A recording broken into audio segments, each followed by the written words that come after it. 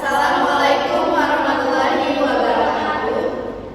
Yang terhormat Ibu Dr. Martani Enda Lestari, SEMSI, selaku dosen pengampu mata kuliah manajemen accounting, serta teman-teman yang sudah pada hadir pada kesempatan kali ini. Sebelumnya izinkan kami memperkenalkan diri terlebih dahulu. Kami dari kelompok 1 kelas 5A akuntansi yang beranggotakan dengan saya sendiri, Nazul Febriani, NPM 103. Saya Fulana Frena, NPM 057. Saya Antara Fabiola, NPM 105. Saya Putri Maharani, NPM 080. Saya Nandrani, NPM 170. Serta dosen pembimbing kami yaitu Bapak Dr. Agung Fadil Ilmiono, SEMAK, dan Ibu Elu Oktaviani, SEMM. Kami di sini akan mempresentasikan terkait hasil proyek kami, yaitu terkait penerapan akuntansi manajemen pada UMKM dan Makarilaya yang berada di Desa Susukan dan hasil penjualan produk cemilan Unique Super Seven.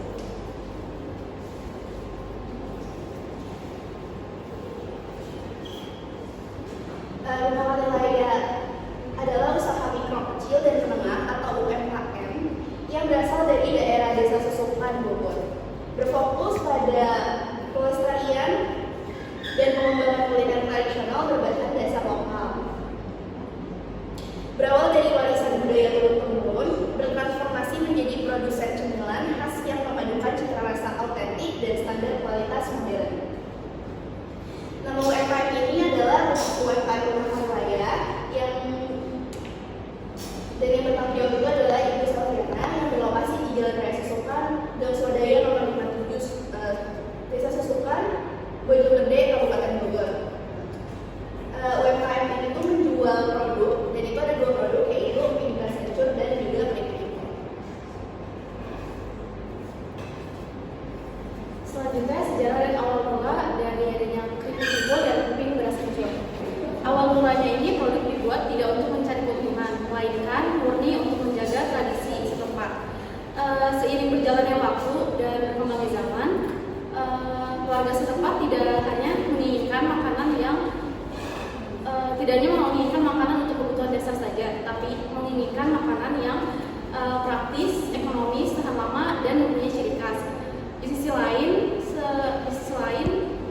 saat ini produk tradisional itu sudah mulai tergeser oleh makanan modern.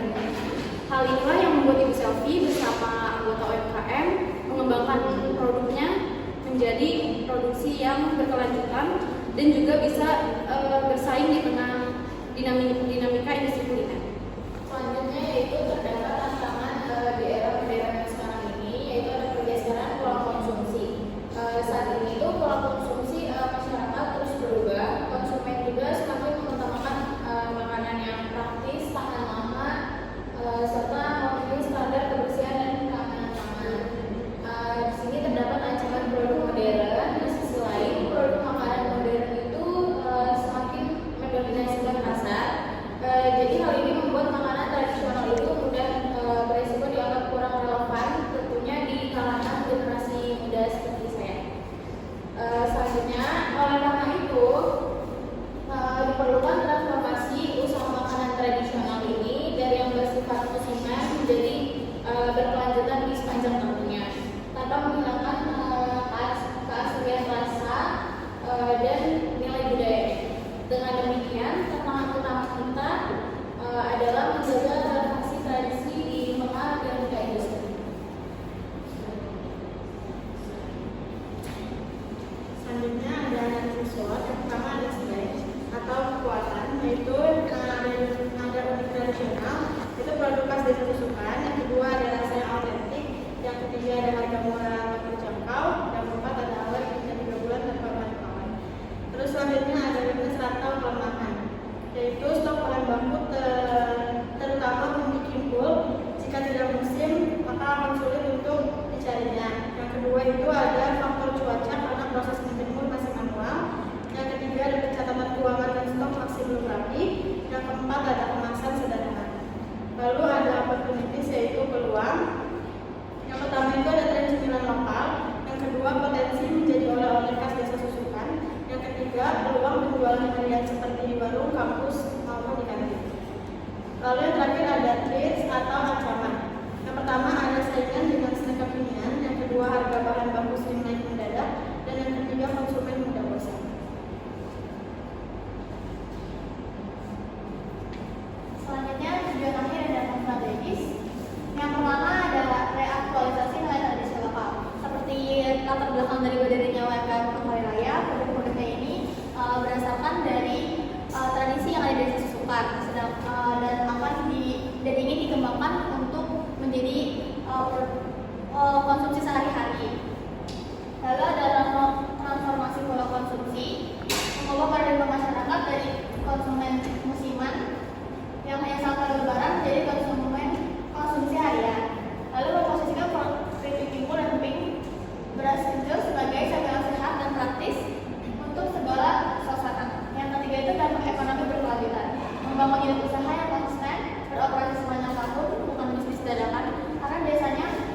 produksi UMKM Makalaya itu produksinya itu membutuhkan kalau misalkan dari raya aja.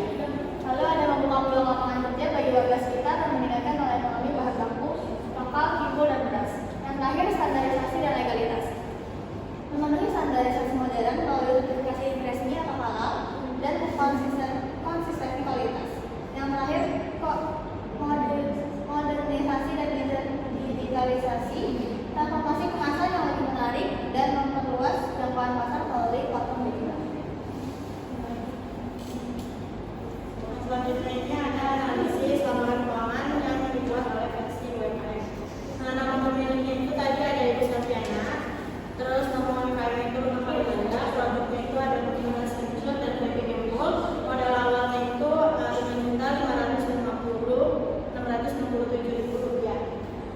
Untuk Pimras Venture itu dan keripik impul itu memproduksi ini produksi selama bulan November, yaitu seminggu bisa memproduksi 3 kali produksi, yang dimana sebulan itu bisa 12 kali produksi. Untuk emping beras kecil itu 1 kali produksi itu bisa mencapai 45 bungkus, dan untuk kapasitas produksi per bulannya itu sekitar 540 bungkus atau per pouch. Terus yang keripik kimpul itu 1 kali produksi bisa mencapai 23 bungkus atau pouch. Jadi 1 bulan itu bisa mencapai 276 jual. Di sini ada buku besar kas, yang dimana modal awal buku besar kas itu 5 juta. Terus untuk modal akhir kasnya itu ada 8.250.000 rupiah.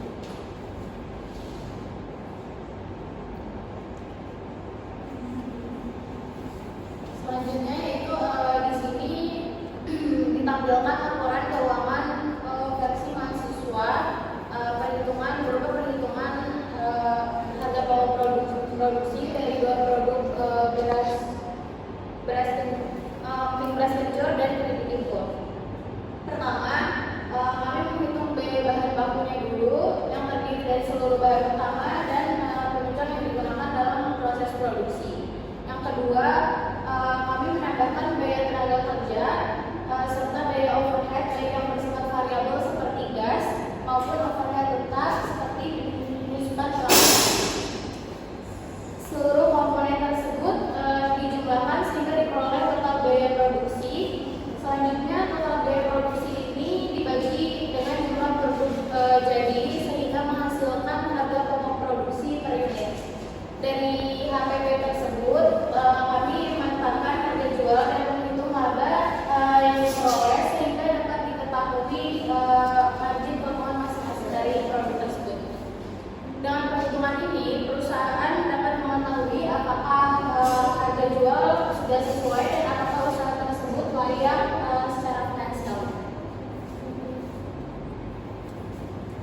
Selanjutnya ada laporan laba rugi dari keripik impul dan beras kencur. Yang pertama itu ada pendapatannya 5.400.000 per bulannya. Lalu ada bahan baku utamanya itu hasil dari total bahan baku dikurang plastik kemasan, dikurang stiker dan ditambah gas. Hasilnya 2.530.000. Selanjutnya laporan laba rugi untuk keripik impul juga sama.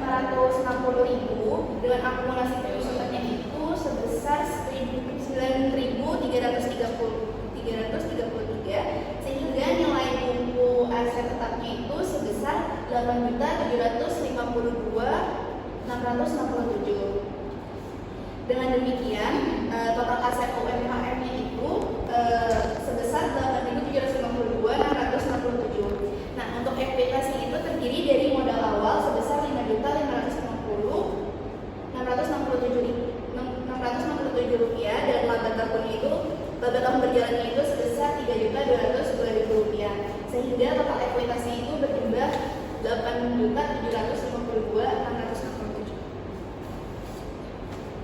Selanjutnya kita bisa mencari arus kas yang digunakan dari rumah wilayah. Jadi penerimaan kasnya itu berarti didapatkan dari penjualan obligasi future dan kredit impul senilai 8.160. Habis itu pembelian bahan bakunya tadi sudah ada di perhitungan KPP dan hasil 176.000. Jadi total pengeluaran kas dari aktivitas operasi itu senilai 4.958.000 dan mendapatkan arus kas bersih dari aktivitas operasi yaitu 3.205.000 sama kayak di lalu yang tadi kita hitung.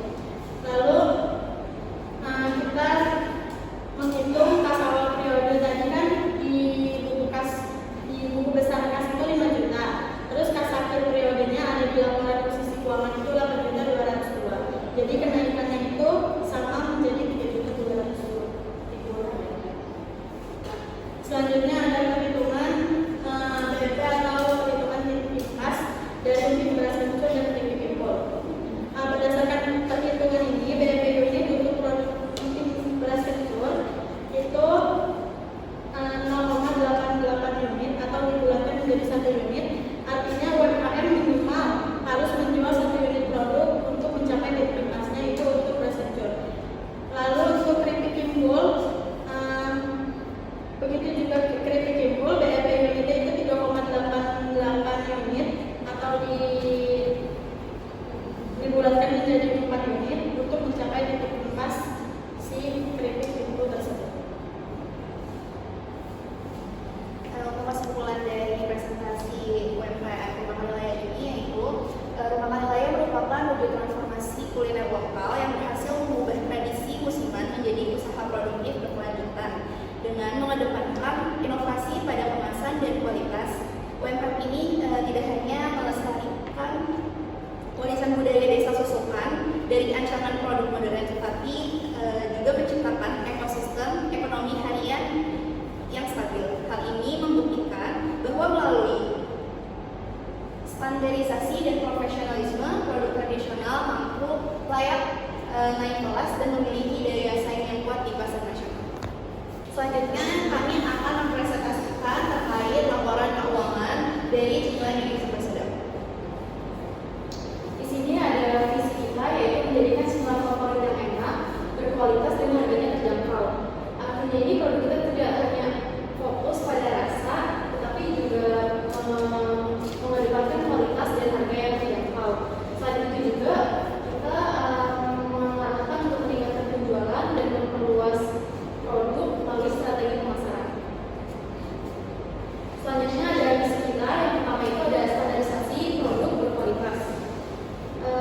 Artinya ini menjamin konsistensi rasa dan tekstur renyah dan bahan baku pilihan. Yang kedua itu ada ekspansi jangkauan pasar. Kita mengoptimalkan rantai yang pasok dan proses produksi agar harga jual tetap ramah di kantong. Yang ketiga ada efisiensi biaya untuk harga terjangkau. Kita memanfaatkan media sosial secara aktif untuk promosi sebenarnya di Instagram kita yaitu @charcus_000. Yang keempat itu ada optimalisasi penjualan dan profit, yaitu kita memperluas distribusi kita melalui sistem pre-order dan juga shopping. Dan yang terakhir itu ada pemasaran digital yang agresif dan berkelanjutan. Kita menemukan strategi promosi kreatif dan paket bundling untuk meningkatkan volume penjualan harian. Selanjutnya analisis SWOT penjualan Indonesia Bersedap. Kekuatannya itu yang pertama, bahan baku untuk memproduksi keju aroma dan benalo itu mudah dijangkau. Terus juga cara produksinya itu sederhana, nggak perlu alat yang mahal dan sulit dicari. Terus cita rasanya itu mudah diterima di banyak kalangan, baik dari anak-anak, remaja, sampai dewasa. Lalu ada mempunyai banyak relasi pelanggan dari anggota-anggota kita, semua teman dari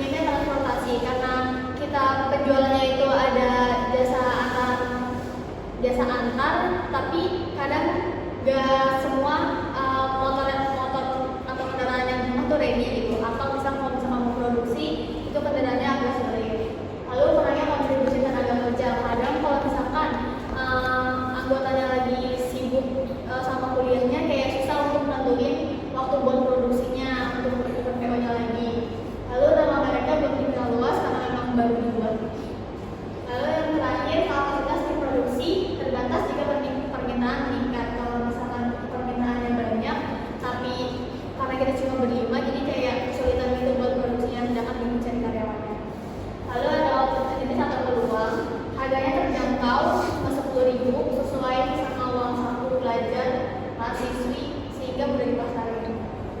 Lalu dapat dikembangkan menjadi produk frozen food. Kalau misalkan pesennya frozen food itu bisa dari kita nasinya yang belum digoreng. Dan varian rasanya itu dapat dikembangkan juga. Lalu peluang pemasaran melalui media sosial dan layanan pesan antar. Yang terakhir potensi pembedalan dari pelanggan sendiri. Triknya akalan santannya itu banyak banget pesaingnya. Kayak di dekat kampus juga ada yang jual. Terus yang kedua itu perubahan harga bahan baku. Yang ketiga perubahan selera konsumen mungkin karena bosan sama menunya yang gitu aja. Lalu produknya mudah ditiru, semua orang bisa bikin secara proses produksinya itu sederhana. Yang terakhir resiko produk rusak jika penyimpanan kurang tepat. Lalu ada perspektif keuangan, return on investment atau ROI itu targetnya lebih besar atau sama dengan 150%. Capaiannya 185% itu dari laba yang kita hasilkan itu ada 925.000, dari modalnya itu 500.000 dikali 100% jadinya 165.000. Penjelasannya itu mengukur kemampuan modal usaha dan merasakan keuntungan. Lalu capaian selanjutnya adalah laba bersih, laba besar kurang dari 800.000 per video. Capaian kita itu labanya 925.000. Lalu margin keuntungannya lebih besar dari 50%, capaiannya 5,306%. Persentase laba dihasilkan dari setiap penjualan produk. Lalu ada arus kas operasional, targetnya kas positif setiap produksi, capaiannya kas operasionalnya positif setiap produksi. Selanjutnya itu ada perspektif pelanggan, yang dimana tingkat retensi pelanggan itu target realistisnya itu 60% pelanggan melakukan repeat order dengan pencapaian itu kurang lebih 55-60%.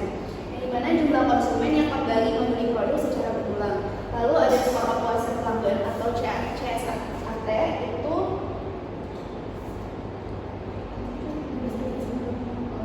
lebih besar.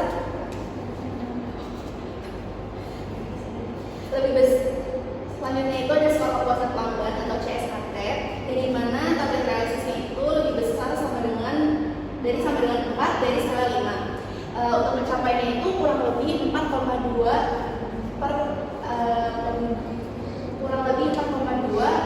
dari skala 5, yang dimana penilaian pelanggan terhadap kualitas produk dan layanan yang diterima. Lalu ada Net Promoter Score atau NPS, yaitu target realistisnya itu lebih besar, jadi sama dengan 70% pelanggan merekomendasikan. Capaiannya itu kurang lebih 68-72%. Untuk penjelasan itu, kemauan pelanggan itu untuk menyarankan produk kepada pihak lain. Dan selanjutnya itu ada pertumbuhan penjualan naik lebih besar dari sama dengan 20% per periode, dengan pencapaiannya itu kurang lebih 18-22%, dengan kenaikan volume penjualan sebagai dampak bertambahnya minat konsumen. Selanjutnya itu ada perspektif proses internal. Waktu siklus produksi itu target realistisnya itu kurang dari sama dengan 2 jam per batch produksi, dan capaiannya itu kurang lebih 2-2,5 jam. Jadi waktu yang dibutuhkan dari mulai bikin sampai produk akan siap dijual. Lalu ada tingkat produk cacat. Target realistisnya itu kurang dari sama dengan 5%, dengan capaiannya itu kurang lebih 4-6%. Jadi seberapa banyak produk yang rusak atau tidak layak dijual.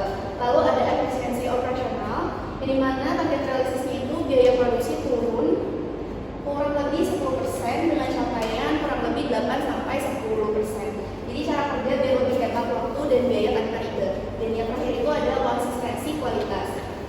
Untuk target realistisnya itu stabil atau lebih dari sama dengan 90% sesuai standar, dengan capaian kurang lebih 88-92%. Dan dengan menjaga rasa dan bentuk produk tetap sama setiap produksi. Selanjutnya yaitu perspektif pembelajaran dan perkembangan. Di sini terdapat inovasi produk, target realistisnya itu minimal 1 varian baru per periode, capaian kita itu 1-2 varian. Bikin menu atau rasa baru, kita itu biar konsumen itu nggak pengurus-pengurus dan selanjutnya ada pengembangan keterampilan.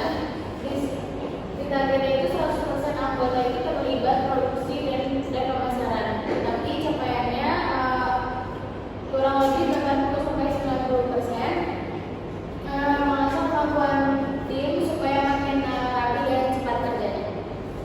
Selanjutnya ada pemanfaatan digital marketing.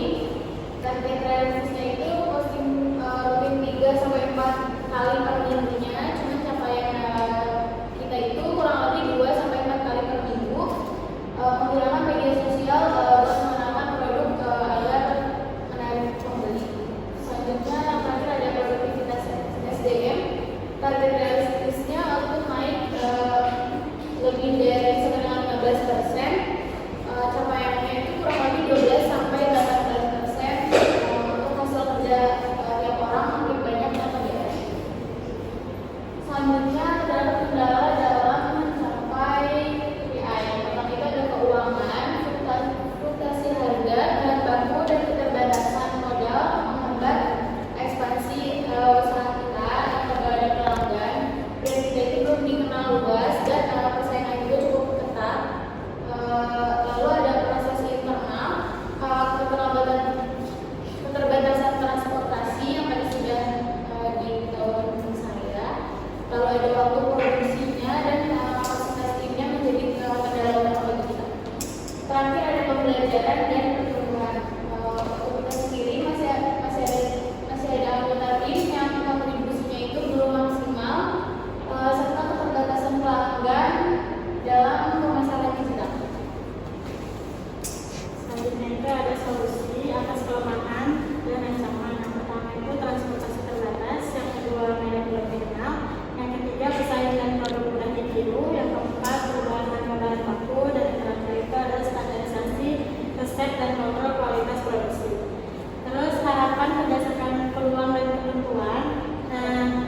Kekuatan dengan kekuatan tim yang kreatif, relasi pelanggan yang luas diharapkan yang pertama menjadi cemilan favorit di lingkungan kampus dan masyarakat sekitar. Yang kedua, meningkatkan volume penjualan harian secara signifikan. Yang ketiga, mengembangkan produk baru yaitu varian rasa atau frozen food. Yang keempat, mencapai keuntungan stabil dan berkelanjutan.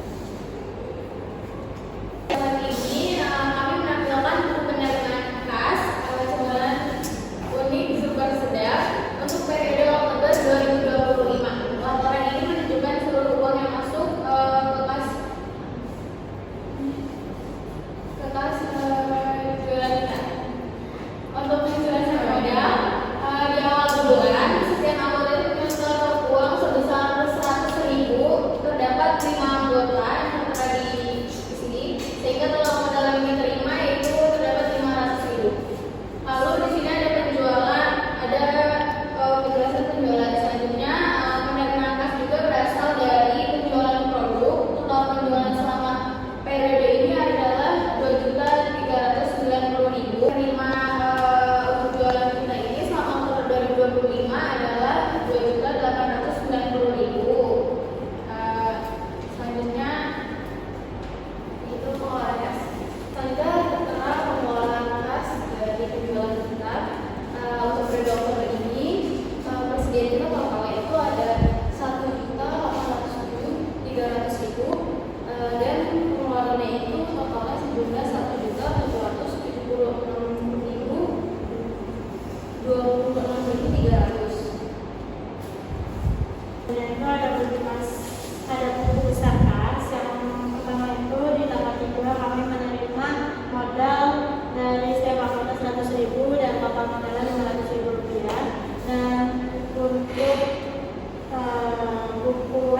untuk saldo akhir kas pada tanggal 31 Oktober 2025 itu kami mendapatkan total kas 1.163.700 rupiah. Nah, selanjutnya itu di sini ada perhitungan KPP.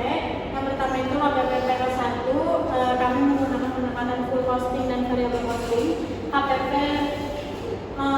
untuk PL1 itu ada 422 dan 417. Penjualannya itu 700.000 rupiah karena kita mencapai penjualan 70 box atau 70 pack. Jadi laba ruginya pada PL1 kami mendapatkan 277.500 rupiah. dan 283.000. Margin keuntungannya itu 39,54% dan 40,42%. Untuk PO2 kami tinggal seller, jadi HPP-nya 465.000, penjualannya 600, yaitu dari 60 box penjualan. Jadi laba rugi yang kita dapat 135.000, margin keuntungannya 22,50%. Untuk HPP PO3 yaitu 456.900.000 dan 462.400, penjualannya itu 670 dari 67 box.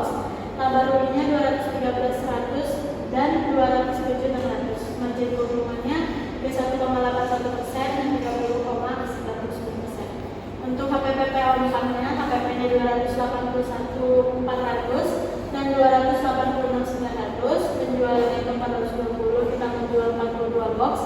Lalu laba ruginya mendapat 138.600.000 rupiah dan 133.100 rupiah.